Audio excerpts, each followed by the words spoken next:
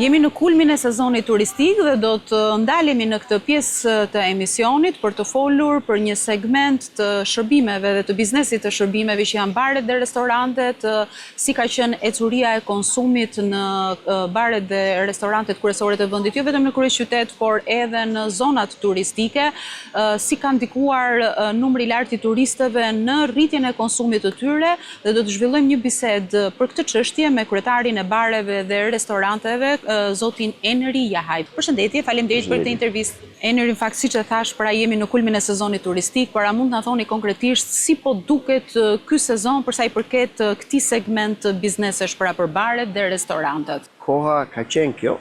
Problemi është që s'ka lënë në parë atë që ne presim që është turist. Ka dy faktorë, se të gjithë thonë që jeni bërë si ata zogjtë e Sorrës që vetëm ankohemi. Faktori i parë është që turisti që vjen këtu te ne është një turist i dobët ekonomikisht, nuk ka fuqi blerëse. Që do të thotë, o është një turist që vjen me një ultra all inclusive, që ha dhe konsumon vetëm te hoteli ku është, ose është një turist i cili vjen me backpack. Domethënë kemi dy tipologji turisti. Nuk kemi tipologji turisti, neve kemi bërë ca investime shumë të mira që janë investimet që kërkojnë turistin e kategorisë A. Por ne harron që për të shkuar turisti A nga destinacioni, po themi, aeroport, port, etj, kërkon dhe një infrastrukturë, që do të thotë, ky turisti A, për këtë infrastrukturën që nuk ekziston, duhet shkojnë në këtë, le të themi, resortin e kategorisë A. Me çfarë infrastrukture do shkojë ky turisti? Dhe ky turisti nuk vi këtu te ne. Kështu që këtë e skipojmë. Shkalojmë te turisti i kategorisë B. Turisti i kategorisë B ndahet në dy kategori të veta, që është B+ dhe B-. B- i hajtë se po vjen në Shqipëri, por në një 5 ditë çfarë do bëjë, në çfarë do lloj destinacioni që ta shkojmë, ne nuk arrim të kemi oferta që këto 5 ditë aty t'ja mbushim me aktivitete. Që do të thotë, neve momentalisht ofrojmë vetëm e thënë në fjalorin popullor shullim në diell. Unë nuk mendoj që kjo është oferta që ne duhet të ofrojmë. Unë mendoj që neve duhet ofrojmë shumë më tepër. Dhe e fundit që unë do e përmend është, unë vetë isha për pushime jashtë, në Greqi, shumë afër me kufirin. E vetme gjë që unë vura re ishte nuk distancohemi nga asgjë, sepse çmimet i kemi gati njësoj, ofertën, le ta quajmë shezllonat e tjera kemi njësoj, e vetme gjë që bën diferencën është shërbimi.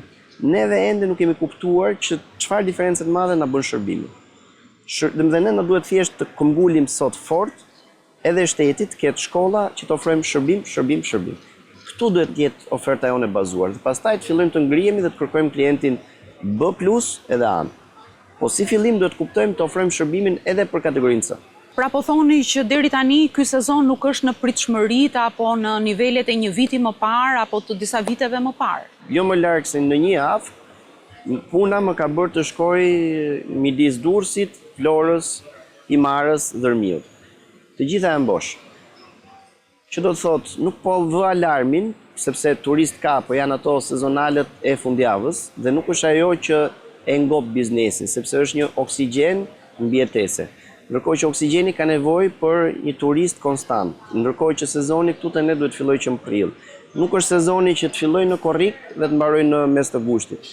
Këtu nuk kemi më sezon, këtu kemi të bëjmë me një gjë që as një emër nuk ka sezon. Ka një emër, le ta quajmë, dhe pastaj nuk mund të takojmë më për çmime, nuk mund të takojmë më për shërbimin që marrin, sepse në 2 muaj logjika shkon pastaj është të kapim çfarë të kapim. Kështu që nuk ka më biznes në këtë pikë. Folëm deri tani në fakt për turistin low cost, pra që ju përmendët, po konsumatorin shqiptar nuk e përfshini në këtë situatë? Shqiptarët e kanë abandonuar tregun vënda, sidomos të pushimeve. Sepse e para i del shumë shtrenjtë të shkojnë dhe të bujtin në për hotele apo në Airbnb jashtë Tiranës. Po flasim për konsumatorin Tiranës, pasi ai është, si thua, ajo motorri dhe lokomotiva e fuqishme që vën në funksion pastaj gjithë pjesën tjetër. Nuk ka një ofertë për turistin e brendshëm. Nuk për hoteleri flas. Nuk ka një ofertë për restoracion për turistin e brendshëm. Po flasim në vende si Saranda, si Vlora, si Ksamili, ku çmimet kanë vajtur sot turisti vendas nuk e përballon dot të shkojë, të ulet, të marrë një shezllon, të konsumoj drekën, të konsumoj diçka ndarkë. Të del shumë shtrenjtë. Dhe në këtë mënyrë turisti vendas tërhiqet, po flasim për konsumatorin, turisti bën minus apo le ta quajmë të shtresën e mesme.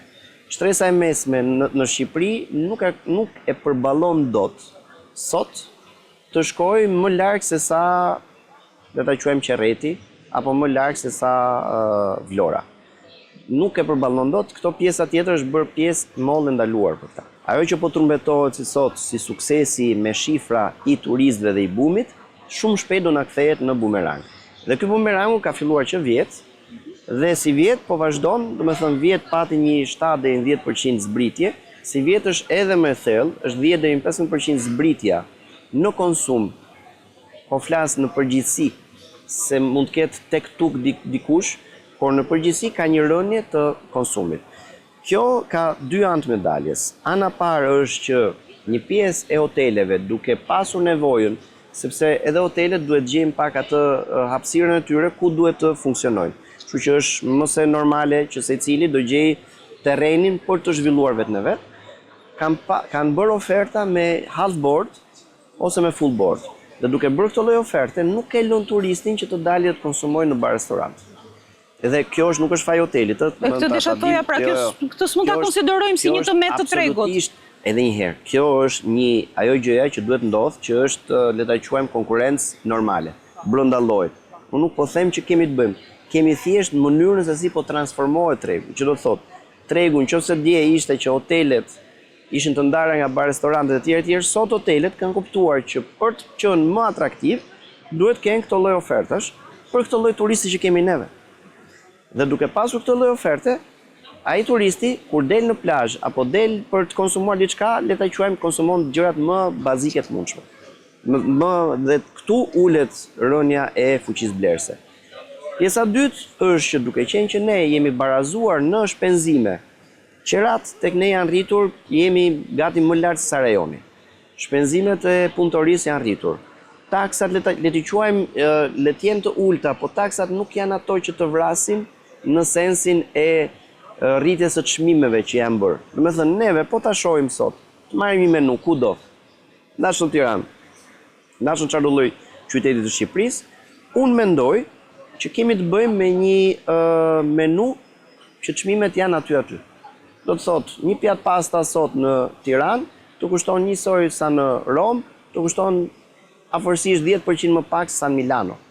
Dhe i referojmë këtyre se neve na pëlqen të krahasojmë me Greqinë apo me Italinë, po ne ndërkohë akoma s'kemi arritur një standard që unë mendoj që duhet jemi Malezi, Maqedoninë, edhe rrethinat e Greqisë së sipërme. I gjithë ky realitet në fakt që ju përshkruat, mos ka të bëjë edhe me faktin që ka një numër në fakt relativisht të lartë të bizneseve që operojnë në këtë sektor, pra në fushën e bareve dhe restoranteve, rreth 15.000 të tilla. Mos ndoshta ky numër i lartë të biznesesh në këtë fushë ka ndikuar që edhe konsumi të jetë i shpërndar? Neve këtë lloj biznesi e quajmë si një ndër bizneset më të lehta për të bërë, për të zhvilluar. Ndërkohë që është një nga më të vështirët, sepse është shërbim. Ne këtë nuk kuptojmë. Nuk është çështje të ofrosh kafe ujë, çështja është të ofrosh shërbimin dhe të ofrosh atmosferën.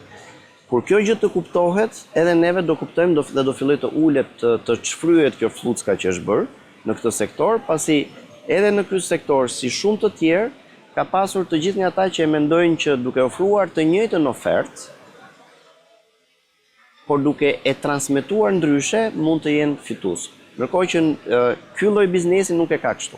Ky lloj biznesi e ka që secili duhet të ketë një ofertë individuale, një ofertë të bërë më mirë dhe të paketuar më mirë dhe të ofruar më mirë dhe të shërbyer më mirë në krahasim me konkurrentin tënd.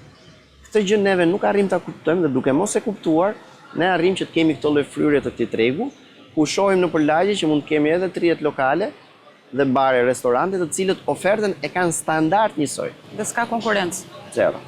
Enërin, po flasim për një vend që gati her pas here ka disa paradokse. Po ne flasim për një vend si Shqipëria ku rritja e pagës mesatare ka shënuar, paga mesatare ka shënuar një rritje të vazhdueshme. Nga ana tjetër, investimet e huaja po kështu kanë shënuar një rritje. Flasim për remitanca të cilat po ashtu kanë pasur rritje vit pas viti. Flasim edhe për turizmin dhe shifrat e turizmit që janë në rritje, por paralelisht me të gjithë këtë panoram shifrash, ju po na konfirmoni se konsumi në bare dhe restorante nuk është në të njëjtin trend. Si mund ta kuptojmë këtë gjë? Ty nuk të intereson sa njerëz të hyjnë dhe të dalin. Se nëse është sa njerëz të hyjnë dhe të dalin, i bie sikur po merrem njësoj me një kope baktish, ku kemi 600 lloj dhen, po nga këto 600 dhen 300 janë të reja që nuk prodhojnë qumësh, po ndërkohë në kokën tonë ne kemi 600 do na prodhojnë qumësh. Ndërkohë që nuk është kështu. Neve nuk kemi sot, pse nuk flet askush me një shifër shumë të thjeshtë. Shifra më e thjeshtë e mundshme dhe pyetja ime do ishte, nëse neve hyn 10 milion turistë, marrim mesatare çfarë do. Sa para lë secili nga këta në ditë? Çfarë i lën mbrapsht këta ekonomisë shqiptare? Kanë një kalkulim për këtë? S'ka. Jo, të ardhurat nga turizmi kanë arritur në 5.5 miliard vitin që shkoi. Kanë arritur, por si janë llogaritur këto të ardhurat? Sepse këtu pastaj ka metodologjia 1. Kosto që ty të shkakton çdo turist në ekonominë tënde, e ke gjë? Sepse ti ndërkohë që mund të kenë gjeneruar 5 miliard të ardhura, po ndërkohë kanë gjeneruar edhe një kosto për 4 miliardësh. Atëherë prit se nuk që kemi në të njëjtat kushte, se është tjetër gjë të japësh sasinë që këta fusin në ekonomi dhe është tjetër gjë të japësh koston që këta kanë minus këtë sasi të ardhurash. Dhe kur këto dy shifra ballafaqohen, ne na del një shifër komplet tjetër. Që do të thotë, këtu flitet me shifra të fryra, por nuk flitet me shifra reale. Sepse në fund të ditës, i binte që neve të gjithë do ishim duke ngrënë me luk floriri. Por s'është kështu. Në bisedat që kryej me ekonomista, po edhe me bizneset të fushës, ata dalin në një lloj konkluzioni, le të themi, ose një pjesë e tyre dalin në një lloj konkluzioni që punë ka në ekonomi, por nuk shohin para, nuk ka lek. Si mund ta kuptojmë pak më mirë këtë fenomen në ekonomi? A e konstatoni dhe ju në fushën tuaj këtë gjë? Këtu ka ngecur një efekt domino, që akoma nuk po bie ajo dominoja parë që do shkaktoj këtë efektin domino. Të gjithë punojnë me parat e të gjithëve. Thënë kjo, ka shumë rrjete biznesesh, rrjete dyqanesh, rrjete restorantesh, rrjete kafenesh, të cilët punojnë me parat e distributorëve. Dhe këto parat distributorëve që nuk paguhen, janë faturat pa paguara, këta nuk i çojnë dot në përmbarim sepse kanë tendencën mos të mbasin shitjen, po ndërkohë kanë lek të akumuluar aty, ose ka bizneset falimentuara që s'kan paguar furnitorët. Dhe gjitha këto kërkojnë të lloj vakumi të paras në ekonomi. Që këtë askush nuk e thot, sepse prandaj është ky lloj vakumi që është bërë. Sot dikush hap një bar restorant dhe mendon që furnizimin e parë që do bëjë nuk e fut në investim, po e fut që këto do ma sjellin mua furnitorët se unë do i blej këtyre. Dhe nuk është kjo vizioni, nuk është kjo qasja. Qasja duhet të jetë, ty të vjen një madh, ky duhet paguar. Ai famshmi clearing që ne njohim, në qoftë se është futur në ndërtim, ka arritur edhe në pjesën tjetër të shlyerjes së borxheve, të gjërave më thetash. Por nuk është kjo forma. Domethënë, këtu mungon likuiditeti. Kur ky likuiditet të vinë në normën e vet, që ti si kur shkon në market, paguan dhe merr mallin, e njëjta gjë të jetë funksionale në të gjithë zinxhirin furnizues. Qoftë market, qoftë hotel, qoftë restorant, qoftë bar, do jemi në nivelin e rregullt të tregut. Besoj realisht që nuk ka likuiditet. Mendoj realisht që jo vetëm që s'ka likuiditet, shtresa e mesme është varfëruar në këto vite, dhe shtresa e mesme është ajo që jep atë, është ai motori apo lokomotiva që mban gjallë ekonominë, qoftë e biznesit vogël, qoftë e biznesit madh, nëpërmjet shpenzimeve që bën. Dhe kur kjo shtresë e vogël tenton të kurret, sepse duhet të bëj ato shpenzimet e veta, duhet të bëj llogaritë e veta, kemi të bëjmë me këto lloj ngecje të tregut. Unë ditë them që ka të paktën një 10 vjeçar që është kjo lloj ngecje. Ky lloj mos likuiditeti në këtë lloj ekonomie. Janë shumë të pak njerëzit të cilët me bizneset e tyre arrin të paguajnë dhe të mbyllin gjithë llojet e shpenzimeve mujore. Të kohët e fundit që janë biznese të ndryshme me pasuri dhe pasuri të ndryshme që janë sekuestruar për shkak të burimeve jo formale me cilat ato mund të jenë krijuar. Në fakt, a ka ndonjë formë si kanë ndikuar këto ose keni konstatuar ju me kolegët që nga bisedat që zhvilloni, si kanë ndikuar këto aksione apo si po ndikojnë këto aksione në ekonomi dhe tek biznesi i ndershëm? sa po hape një plagë tjetër të ekonomisë tonë. Kjo është plaga më e dimshme, sidomos tek bar-restorantet, sepse kjo ka sjellë të gjithë deformimin e tregut. Duhet thënë dhe duhet ulëritur me të madhe që pikërisht për shkak të këtyre inputeve dhe këtyre parave të pista me burime të pa deklaruara, të këtyre njerëzve që nuk janë kompetent dhe nuk janë të fushës, hyrja në këtë lloj tregu, hyrja në këtë biznes dhe hyrja me oferta nga më të çuditshme ka sjell batakun ku ndodhet sot ky treg. Që do të thotë, nëse në këtë treg hyn dikush i cili nuk e njeh, por thjesht ka shumë para dhe merr kopjon një histori suksesi dhe merr ja vë dikujt dhe ja plazmon aty ngjitur, dhe ai ka gjithë resurset e mundshme për të pritur dhe për të bërë ofertë nga më të çmendurat, ai falimenton një biznes suksesshëm të tonë. Dhe ndërkohë ai sapo ka deformuar tregun. Dhe ky pastaj është ai paradoksi që sapo më the pak më parë, që ne jemi vendi paradokseve, kur tek ne likuiditet s'ka, po qerat ngrihen.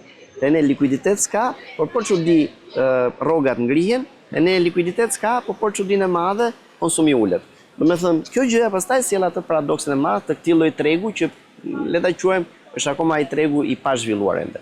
Edhe një pyetje të fundit, Eneri, si e parashikoni pjesën e mbetur të vitit, si do të jetë ajo për sa i përket këtij segmenti biznesesh për baret dhe restorantet? Unë shpresoj dhe uroj që ky vit të mbyllet dhe të fillojë tregu të funksionojë me rregullat e tregut. Që do të thotë, të funksionojë sa më mirë të jetë e mundur dhe të fillojë të hyjë në shinat e veta ku duhet hyjë si biznes. Në momentin që ky biznes hyn në shinat e veta, tregu do shkojë shumë mirë. Në momentin që ky biznes nuk hyn dhe deformohet, ka gjithmonë inpute nga më të ndryshmet tek tuk, ky biznes do jetë gjithmonë biznes me risk shumë të lartë. Faleminderit për këtë intervistë. Faleminderit juve.